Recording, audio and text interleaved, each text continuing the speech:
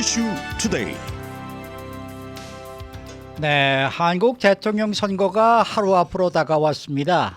이미 사전투표는 마감이 됐고 본투표가 이곳 LA 시간으로 내일 오후 1시부터 시작이 되겠는데요. 역대 가장 치열한 대선이 될 것이라는 전망과 함께 국민들의 관심도 그 어느 때보다 높은 것 같습니다.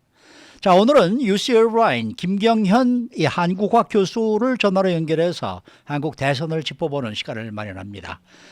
자, 김 교수님 안녕하십니까? 네, 안녕하세요. 네. 자, 이 더불어민주당의 이재명, 국민의힘 윤석열 두 대선 후보의 이 사실상 양자 대결이 지금 될 것 같은데요. 이 두 후보의 자질이 좀 문제다라는 지적들이 많이 나오고 있지 않습니까? 어떻게 생각하십니까? 예, 저는 물론 선거 초반에 네. 넓게 보면 제가 생각했을 때는 이제 스캔들이 터져 나왔었죠. 네. 대장동 스캔들도 그렇고 김건희 부인 스캔들도 그렇고 네. 이것들이 이제 터져 나오면서 이제 자질 논란으로 이어졌었는데 네. 재밌는 게 이런 그 스캔들 이후에 이제 네거티브 공세 어허. 이런 것들이 지난 선거 때보다는 조금 옅어지지 않았냐. 어허. 네, 오히려 이런 판단을 갖고 내리고 있습니다. 네. 특히 뭐 이 그 대장동 스캔들이나 김건희 스캔들 같은 경우에는 이제 한 20년 전에 뭐 이회창 후보였죠. 네. 계속 병풍 때문에 결국에는 병역 아들들이 이제 네. 병역을 치르지 않았다라는 그런 쪽으로 이제 병풍으로 이제 이어지면서 굉장히 고전을 막 하고 그것 때문에 저는 결정적으로 아무래도 대선에서 졌다라는 이제 평가를 받고 있지 않습니까? 네. 그거와는 달리 제가 봤을 때는 이런 네거티브 캠페인이 오히려 역풍을 맞을 수 있다는 부담이 어허. 더 강해지면서 그런 리스크 팩터가 제대로 이렇게 가동이 된 것 같지는 않아요. 그래서 오히려 이제 자질 논란은 처음에는 이제 들었었는데 이제 후반으로 들어서면서 조금은 약해지지 않았냐. 네, 그런 논란들이 그런 생각을 갖고 있습니다. 네. 그 마지막 여론조사를 보면은 국민의힘의 윤석열 대선 후보가 오차범위 밖에서 더불어민주당의 이재명 대선 후보를 앞선다 이런 분석들이 꽤나 많이 나왔는데 지금 현재는 이제 여론조사 발표가 금지돼 있잖아요. 그래서 그렇죠. 깜깜이 선거다 이제 이런 얘기가 나오고 있습니다. 요런 가운데 지난 2일 국민의힘의 윤석열과 국민의당의 안철수 두 후보가 단일화를 공식 발표했는데 그렇다면 이 두 후보의 단일화로 인해서 앞으로 판세는 어떤 영향을 받게 될까요? 일단 단일화를 한 이유가 아무래도 윤석열 후보께서는 더 이제 안 좋은 쪽보다 좋은 영향이 미칠 수가 있다고 판단을 해서 단일화가 됐겠죠. 네. 그렇죠. 하지만 제가 이제 뭐 들은 바로는 민주당 쪽에서는 또 그 사실은 이재명 후보를 단일화가 도울 수 있다는 전망이 또 있는 것 같아요. 아하. 그래서 가능성이 결국에는 이제 안철수 후보 원래 이제 지지자분들 중에서 상당수가 진보적 성향의 이제 유권자들이 굉장히 많이 포함되어 있다는 그런 판단들을 한 것 같고요. 민주당 쪽에서는. 그리고 또 이게 단일화가 되면서 이제 위기 상황을 느낀 결국에는 이제 신상정 후보 지지자분들 아니면은 이제 이낙연 원래 후보를 이제 지지했다가 실망해서 이제 관심을 안 둔 이 친문 쪽 그 유권자들이 더 적극적으로 돌아설 수 있다는 그런 분석도 나오고 있는 것 같거든요. 그래서 결국에는 뚜껑을 열어봐야지 이게 단일화가 뭐 어떤 영향을 미칠 수 있을지에 대한 그런 분석이 가능할 것 같습니다. 결국에는. 네. 지금 그 사전투표 사전투표 비율을 보면은 그 역대 선거보다 굉장히 높아요. 그 이유는 그렇죠. 이 두 후보의 단일화로 인해서 국민들의 마음에 어떤 영향이 끼쳐서 사전투표율이 높아진 건 아닐까요? 글쎄요, 뭐 그럴 수도 있고 아무래도 팬데믹이니까 팬데믹 때문에. 팬데믹에 대해서 별로 지금 뭐 신경들을 다들 안 쓰고 있으신 것도 같은데 네. 여기서도 미국에서도 그 팬데믹 때 이제 치러진 대선 대통령 그 선거 같은 경우에는 부재자 투표율이 굉장히 높았잖아요. 그랬죠. 네. 네네. 역대급 부재자 투표율을 기록했었는데 그거 영향이 오히려 아닐까 이런 판단 들고요. 모르겠습니다. 저는 물론 지금 전망으로는 역대급 어쨌든 투표율을 기록할 것이다. 예. 부재자 투표뿐만이 아니라 그렇다면 이제 90년대 투표율이 뭐 80% 뭐 이렇게 나오지 않았습니까? 네. 그때를 육박하거나 아니면 넘어설 수도 있겠다라는 전망들이 나오고 있는데 네. 관심이 굉장히 많은 건 사실인 것 같습니다. 예. 네. 그런데 투표율이 그렇게 높아진다 그러면은 어느 후보가 유리할까요? 덕을 좀 볼까요? 제가 신은 아니기 때문에 전쟁이도 아니고요.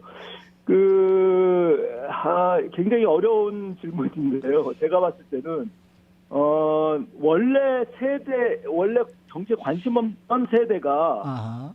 투표에 더 적극적인 거라고 볼 수 있지 않을까. 이거는 사실인 것 같습니다. 원래는 한국 그 사회라는 게 예전에 이제 지역 감정 아니면은 신구 갈등, 그렇죠? 세대, 신구 갈등. 그래서 산업화 세대는 보수를 쪽을 아무래도 지지를 할 것이고 민주화 세대는 진보 진영을 지지를 할 것이고 이게 거의 굳건화된 하나의 정치적인 풍토 아니겠습니까? 네.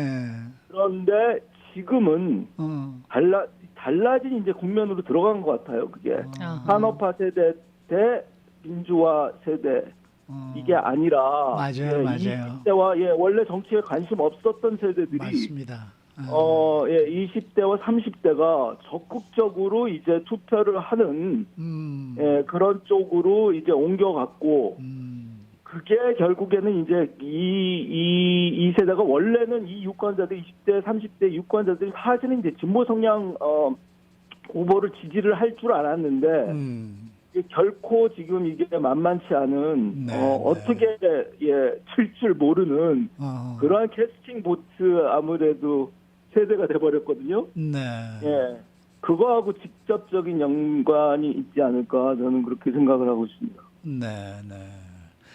글쎄 지금 윤석열 후보와 안철수 후보가 이제 단일화를 하면서 민주당의 이재명 대선 후보를 지지하는 유권자들의 결집을 좀 이끌어낼 수도 있다. 이런 분석도 좀 나오더라고요. 어떻게 보십니까?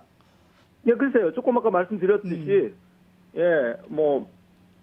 그렇게 볼 수도 있고 분명히 그러면서 이게 제가 봤을 때는 사실은 그 단일화가 윤석열 후보하고 안철수 후보의 단일화보다는 사실 제일 큰 변수였던 거는 국힘 대표 이준석 대표와 윤석열의 약간 그 선거 초반에 이제 삐걱거렸던 그런 모습들이 나름대로 안정화되면서 봉합이 되고 그리고 또 이제 후반기에 최근에 이제 들어서 한 몇 주 안 된 것 같은데 친문파와 이제 민주당 쪽에서는 친문파와 이제 이재명의 관계가 삐걱거렸었는데 원래 이게 안정화되면서 이게 정말로 지금은 굉장히 치열해진 것 같아요. 그래서 엎치락 계속 뒤치락하고 제가 봤을 때는 역대급 어쨌든 접전이 예측되지 않나. 그러니까 예전 대선을 치를 때는 어느 정도 A 후보가 당선이 될 것이다라는 그러한 생각들을 다 가지고 있었는데 이번에는 정말 깜깜한 그런 느낌이에요. 네, 왜냐하면 20, 30대가 부상을 하면서 그리고 이게 사실은 무당파잖아요. 거의 제가 봤을 때는 386 세대는 당연히 진보 쪽 진영의 후보를 지지를 할 것이고 그 나이 드신 분들은 보수 쪽 후보를 지지를 할 것이다.